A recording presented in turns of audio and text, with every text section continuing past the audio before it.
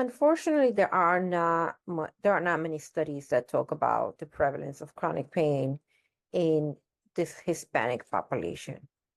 But there is one though that is it found very interesting, and I kind of want to share it here. And I'm also going to provide the attachment to the article so that you can read it on your own time. So chronic pain is called chronic pain and psychological distress among undocumented Latinx immigrants in the USA.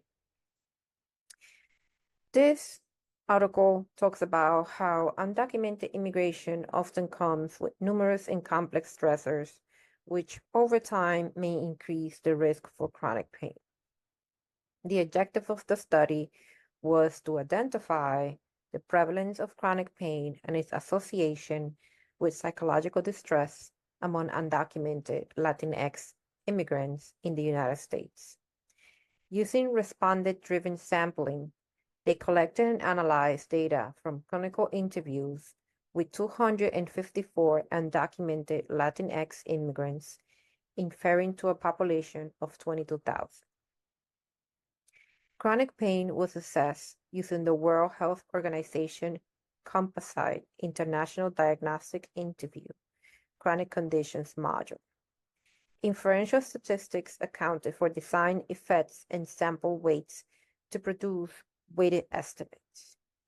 Logistic regression analyses were conducted to assess the association between chronic pain and psychological distress, controlling for age, years in the United States, and history of trauma.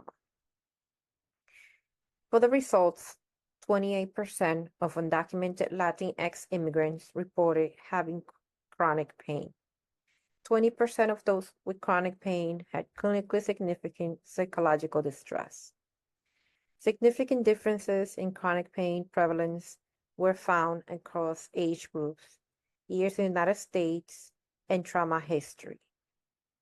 Chronic pain was significantly associated with psychological distress. Age and history of trauma for additional traumatic event.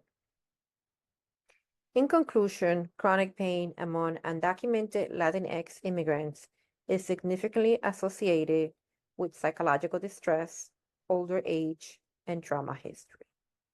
Due to restricted healthcare access, developing alternatives to facilitate access to chronic pain interventions and risk reduction prevention is needed. So let me recap some of the key points in the article. Chronic pain is a global health concern with severe consequences.